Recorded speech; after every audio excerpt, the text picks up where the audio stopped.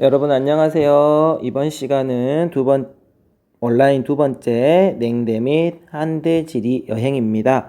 자, 여기 62쪽부터 교과서 62쪽부터 이제 65쪽까지가 냉대와 한대 기후를 표현을 하고 있는데요.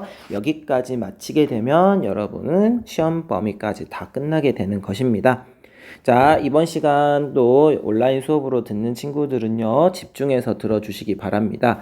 여기까지가 다 시험 범위이기 때문에 정신 꼭 차리시면서 이제 냉대와 한대 길이 여행으로 들어가도록 하겠습니다. 기본적으로 냉대와 한대를 설명을 하려면 다양한 부분이 필요를 하겠습니다. 1학년 때 여러분이 통합사회 시간에 쾌펜의 기후 구분을 바탕으로 배웠다라면 냉대 같은 경우에는 최하늘 평균 기온이 영하 3도보다 낮아야 되겠죠. 이 최하늘 평균 기온이 영하 3도보다 낮은 거를 보고 냉대.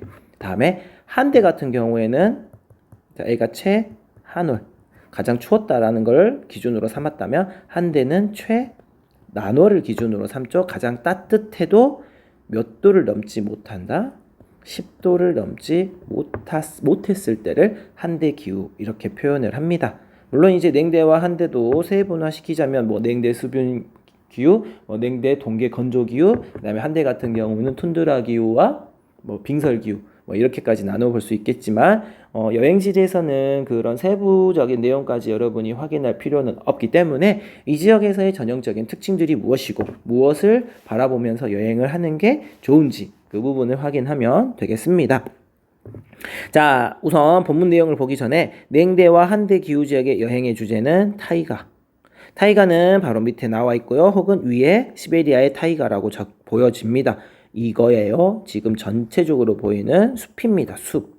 자, 타이가 원래는 시베리아에 발달한 침엽수림입니다. 자, 타이가는 침엽수림, 나무입니다.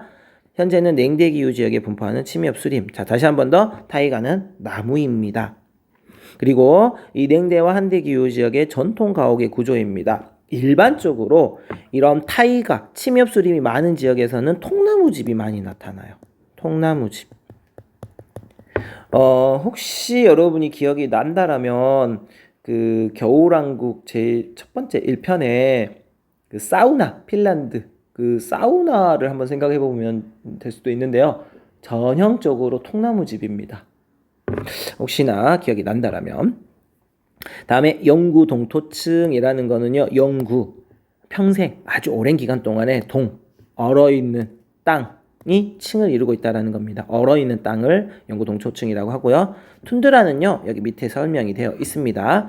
툰드라는 타이가 지대, 즉 침엽수림이 나타나는 지대 북쪽의 북극해 연안에 분포하는 넓은 벌판입니다. 자, 타이가가 나무를 의미했다면 툰드라는 넓은 벌판입니다. 연중 눈과 얼음으로 덮여 있으나 짧은 여름에는 지표가 녹아서 이끼류와 지유류가 자란다라고 되어 있습니다. 이 이끼나 지유류를 먹기 위해서 그 근처에 있는 술록들을 기르면서 유목을 하는 모습들이 나타나는 게 죄송합니다. 냉대 및 한대 기후 지역의 특징이 되겠고요. 자, 자작나무는 이제 뒤쪽에 이제 63쪽에서 보면은 확인을 할 수 있습니다. 하얀색의 나무 껍질을 가지고 있는 나무가 되겠고요. 이 나뭇잎을 가지고는 물을 묻혀서 이렇게 등에다가 때리면서 목욕을 할 때도 사용을 한다고 합니다. 다음에 만년설, 빙하, 오로라, 백야.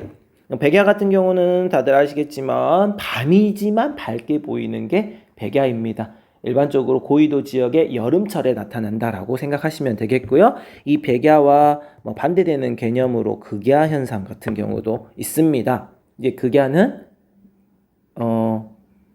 겨울철 고위도 지역에 나타나는 것이고요. 밤이 계속되는 겁니다. 한낮인데도 어둡게 나타나는 현상이라고 보시면 되시겠습니다. 자, 본격적으로 냉대와 한대 지리 여행에 대해서 살펴보도록 하겠습니다. 냉대 및 한대 지리 여행이란 냉대와 한대 기후 경관의 특징을 맛보는 여행을 말합니다.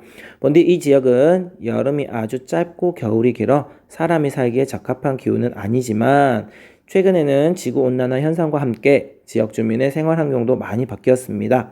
물론 관광객 수도 증가하고 있습니다. 냉대기후 지역에서는 냉대림, 한대기후 지역에서는 눈과 얼음이 대표 경관입니다. 자, 냉대기후 지역에서는 냉대림입니다. 이 냉대림을 우리가 일반적으로 침엽수림이라고 하고, 아까 침엽수림을 뭐라고도 했다? 타이가라고도 했습니다. 한대기후 지역에서는 눈과 얼음이 대표입니다. 냉대기후 경관과 한대기후 경관은 각각 독특함을 지니고 있습니다. 그곳에서 사는 사람들의 생활 모습을 살펴보면 냉대와 한대기후 지역의 특성을 더 잘 이해할 수 있겠습니다. 자, 다음 페이지에 보시면은요, 시베리아의 통나무집입니다. 자, 각각의 기후 지역별로 한 지역씩 여행을 표현을 하고 있는데요. 여기서는 통나무집입니다. 전형적인 이제 사진의 모습을 보시면서 확인을 하면 첫 번째 급경사의 지붕이라고 되어 있는데요. 이 지역은 무엇이 많이 내리기 때문에 그러냐면 눈이 많이 내리기 때문에 그렇습니다. 눈은 무게가 매우 무겁습니다. 예를 들어서입니다. 가로 10m, 세로 10m에 높이 60cm 정도 눈이 쌓이면 이 정도의 눈의 무게는 약 2톤 정도 된다고 합니다. 가로 10m, 세로 10m에 높이 60cm 정도만 쌓였는데 무게가 2톤이 넘는다라고 이야기를 해요. 그렇기 때문에 엄청난 무게로 이 집을 누르게 된다면 집이 무너질 수가 있겠죠. 그래서 경사를 급하게 해서 눈이 바로 밑으로 떨어질 수 있게끔, 그래서 급경사의 지붕이 나타나고요. 이중창이 나타나는 건 그만큼 많이 춥기 때문에 내부와 외부의 온도가, 그러니까 열의 교환이 일어나지 않기 위해서 이중창을 하는 것이겠죠. 그리고 못을 쓰지 않고 짜맞춘 귀틀집이라고 되어 있는데요. 이 귀틀집의 재료를 보시면 나무입니다. 나무가 많다, 나무를 가지고 집을 지었다라는 건 그만큼 이 주변 지역에 나무가 많기 때문이라는 거죠. 다시 한 번 더 이러한 지역에 나타나는 나무를 타이가, 침엽수림이라고 표현을 한다라고 했다는 거, 타이가하고 툰드라 구분하시고요. 자, 시베리아의 이 통나무집을 뭐라고 부른다고 합니다. 이즈바. 자, 이즈바는 시베리아의 대표적인 볼거리입니다. 뾰족한 지붕. 자, 뾰족한 지붕. 러시아식 무늬의 창문 모양이 독특하다. 한겨울에는 영하 40도까지 내려가는 지역이지만 통나무 사이에는 매서운 바람이 들어가지 못하도록 말총을 채우고, 자, 빈 공간 없이 다 채웠다라는 거. 말총은 말의 갈기나 꼬리 등의 털 같은 것들을 말합니다. 창문을 이중창으로 하여 보온성을 높였습니다. 창문을 이중창으로 해서 보온성을 높였습니다. 내부에는 지름 10cm 정도의 패치카, 자, 지름이 중요한 건 아니지만 패치카를 통해서 난방 파이프가 두세 줄로 각 방과 거실, 부엌을 휘감고 있습니다. 자, 내부에는 이런 난방 파이프가 많이 만들 수밖에 없는 이유는 춥기 때문인 거죠. 이즈바는 나무의 보온력과 통기성으로 겨울에는 따뜻하고 여름에는 서늘하다라는 특징을 가지고 있습니다. 10월부터 내리는 눈의 무게를 견딜 수 있도록, 자, 눈의 무게가 무겁다고 다시 한 번 더 확인하시면서 지붕의 경사를 급하게 만들었습니다. 지붕의 경사가 급하다. 식수는 기본적으로 눈과 얼음을 녹여 사용하고 물은 재사용합니다. 시베리아의 통나무집 안팎을 잘 살펴보면 엄동설한을 극복하기 위한 그들의 지혜가 돋보인다라고 적어져 있고요. 자, 이러한 통나무집을 지을 수 있었던 이유는 이런 나무들, 침엽수림들. 근데 이 침엽수림들의 전형적인 특징이 곧게 자란다라는 거예요. 반듯하게. 특히 이제 그 나무 중에서 이제 자작나무가 있습니다. 자작나무는 시베리아에서 볼 수 있는 활엽수입니다. 활엽수는 이제 침엽수는 이쪽은 아니고 활엽이기 때문에 잎이 조금 넓은 거겠죠. 20m가 넘는 하얀 줄기가 하늘로 쭉 뻗어 있다. 시베리아인들은 자작나무가 하늘과 땅을 이어주는 매개체라고 믿었기 때문에 뭐라고도 생각을 했대요? 신목이라고도 했대요. 예전에는 자작나무 껍질이 촛불 대용품이기도 했고요. 자작나무 가지다발은 사우나 때 몸을 두들기는 혈액순환 도구로 사용하기도 합니다. 자작나무는 단단하고 치밀해 조각 재료로도 많이 사용이 되고요. 자작나무로 만든 바구니, 접시 등의 공예품은 이 지역의 특산품이 되기도 한다고 합니다. 그래서 여러분이 이런 냉대기후 지역, 여행을 가게 된다라면 이런 모습들을 주로 볼 수 있겠고요. 다음 한대 기후지역으로 한번 떠나보도록 하겠습니다. 전 세계에서 이제 가장 추운 곳은 말 그대로 북극 지점이나 남극 지점이 되겠죠. 그런데 이제 사람이 사는 곳에서 가장 추운 곳 중에 하나가 바로 러시아의 오이마콘 이렇게 적어져 있습니다. 그래서 가장 추운 마을 오이마콘. 러시아의 오이마콘은 세계에서 가장 추운 마을로 1월 평균 기온이 영하 50도. 영하 50도예요. 일반적으로 여러분 집에 있는 선생님 집에도 있고 여러분 집에도 있는 냉장고의 냉동실의 기온은 일반적으로 영하 20도 정도에 세팅이 되어 있다라고 해요. 근데 영하 50도입니다. 하나뿐인 학교에서는 기온이 이보다 더 내려가면 문을 닫는다라고 합니다. 오이마콘에서는 농작물이 자라지 않습니다. 아무래도 기온이 너무 낮기 때문에 농작물이 자라지 않지만 주민들은 얼음 낚시를 하거나 술록을 키우며 생계를 유지합니다. 워낙 추운 곳이라 이전에는 한겨울 여행자가 거의 없었으나 최근에는 사정이 달라졌습니다. 지구온난화로 기온이 상승하자 시베리아의 겨울을 경험하고자 하는 여행자들이 늘고 있다라고 합니다. 자, 그런데 아무래도 극지방으로 가는 여행 중에 가장 대표적인 거는 바로 이 오로라 여행이 되겠습니다.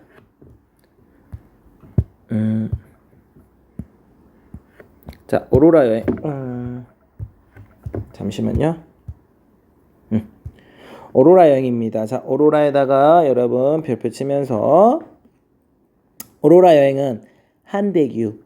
자, 이 추운 한대에서 가장 즐길 수 있는 대표적인 여행 상품이 바로 무엇이다? 오로라. 오로라는 태양에서 방출된 입자들이 공기와 반응에 빛을 내는 현상입니다. 오로라는 위도 60에서 80도 지역인 스칸디나비아 반도, 스코틀랜드, 시베리아, 알래스카, 캐나다 북부, 그린란드, 아이슬란드 지역에서 볼 수 있습니다. 이 지역을 일명 오로라존 또는 북극 꽝벨트라고도 합니다. 오로라 여행은 남북극 어디 곳에서도 가능합니다. 북극의 경우 오로라 여행 시기에는 날이 그리 춥지 않은 9월에서 11월이 최적기라고 합니다. 실제 여기 이제 캐나다 북부라든지 아이슬란드에 유명한 오로라 관광 지역들이 있는데요.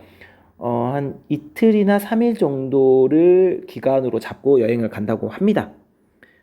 그리고 이틀이나 3일을 오로라를 볼 수 있는 숲으로 혹은 그 지역으로 가게 되면 밤에 하늘을 보면서 누워 있게 돼요. 이제 많이 춥지 않기 위해서 이렇게 유리 같은 것으로 이렇게 덮여 있는 곳이긴 한데요. 이틀 3일이면 무조건 오로라를 볼 수 있다라고 합니다. 이제 그 멋진 경관은 이루 말로 설명할 수가 없다라고 표현을 하니까 선생님도 나중에 진짜 꼭 한번 가보고 싶은 것 중에 하나입니다. 오로라. 여러분 꼭 별표 쳐놓고 한번 기억을 해주시면 좋겠습니다. 자, 이렇게 하면 이제 무엇까지 다 끝나게 되고요. 냉대 한대까지 이제 다 끝나게 되고요. 여러분 이제 위쪽에 보시면 여러분 책에 활동의 기후지리 여행에서 기후지리 여행에는 방문지 날씨를 잘 살펴오까지를 준비해야 된다라고 되어 있습니다. 그래서 여기 보시면 열대를 방문할 때 옷차림은 당연히 통풍이 잘 되는 옷들 한번 생각을 해봐야 되겠죠. 이제 이런 생각을 해보셔야 돼요. 우리나라가 겨울일 때 근데 열대를 간다. 분명히 우리는 따뜻한 옷을 입고 있지만 열대 지역은 시원한 옷을 입어야 된다라는 거. 반대로 우리나라가 겨울일 때 아주 혹은 여름일 때 우리나라와 기후가 반대인 지역으로 간다. 즉 남반구로 간다라는 것들 한번 생각을 해봐야 되겠죠. 그 다음에 건조 기후지의 여행지에서 긴 옷을 입어야 하는 이유. 현지 남성들이 쓰고 있는 터번에서 답을 찾아보자라고 되어 있는데요. 이 터번 같은 경우에는 약간의 그늘을 만들기도 하고 이 터번을 펼치면은 건조 지역에서는 조금 전에도 이야기했던 것처럼 전 시간에 이야기했던 것처럼 이슬람교를 믿는 경우가 많아요. 이슬람교는 하루에 5번 메카를 향해서 절을 해야 되는데 그냥 맨바닥에서 절을 하기가 힘들기 때문에 터번에 있는 이게 두건이라고 생각하셔도 좋아요. 펼치면은 그냥 우리 일반적으로 말하는 그런 행커칩이라고 해야 되나요? 아니면 손수건. 그 조금 큰 손수건이라고 한번 생각을 해보면 거기에서 이제 무릎을 꿇고 절을 한다고도 하는데 머리에다 쌀 때는 이걸 돌돌로 말아서 하기 때문에 어느 정도 그늘이 생긴다라고 하고요. 긴 옷을 입어야 되는 이유는 전 시간에 이야기했던 것처럼 이 지역은 사막입니다. 식생이 자라지 않고요. 바람이 많이 붑니다. 모래먼지가 많이 날라와요. 모래먼지를 피부에 닿게 되면은 따갑기도 하고요. 두 번째, 이곳은 건조한 곳이기 때문에 햇빛을 많이 받습니다. 햇빛이 피부에 닿게 되면은 피부암이라든지 다양한 병들을 유발할 수가 있게 되겠죠. 그 다음에 밤이 되면은 온도가 많이 떨어져요. 그래서 체온을 유지하기 위해서라도 이런 긴 옷을 입는다고 합니다. 물론 거기에 플러스 알파 종교적인 이유까지 들어가겠고요. 지중해 기후 지역에서의 겨울 날씨. 겨울은 따뜻합니다. 겨울은 따뜻합니다. 그리고 비가 내립니다. 비가 내립니다. 비가 내립니다. 약간 습윤합니다. 우리의 겨울하고는 좀 달라요. 옷차림은 어떻게 준비해야 되는가? 그래서 만약에 옷을 한다면 비옷 같은 경우가 있으면 좋겠고요. 어느 정도 따뜻합니다. 대략 지중해성 기후는 뭐 지역에 따라 다르긴 하지만 5도에서 15도 사이 겨울철이 이 정도이기 때문에 우리나라의 봄, 가을 정도라고 생각하시면 돼요. 이 정도이기 때문에 여러분이 생각을 하면서 옷을 잘 챙겨야 되겠고요. 왼쪽의 사진과 동일한 지역에서 볼 수 있는 사진을 연결합니다. 러시아의 야츠크츠에서 볼 수 있는 모습, 미국의 그레이트 베이슨에서 볼 수 있는 이거는 오아시스입니다. 사막 지역. 이거는 눈으로 덮여 있는 모습. 여기는 내륙, 시베리아 내륙에 위치한 아주 추운 곳. 그래서 냉대나 한대 기후가 나타나는. 특히 이제 뒤쪽에 보면 침엽 소리 보이기 때문에 타이가가 있기 때문에 이 지역은 냉대 기후. 그다음에 여기는 주변에 식생이 거의 자라지 않고 있는 건조한 사막 지역.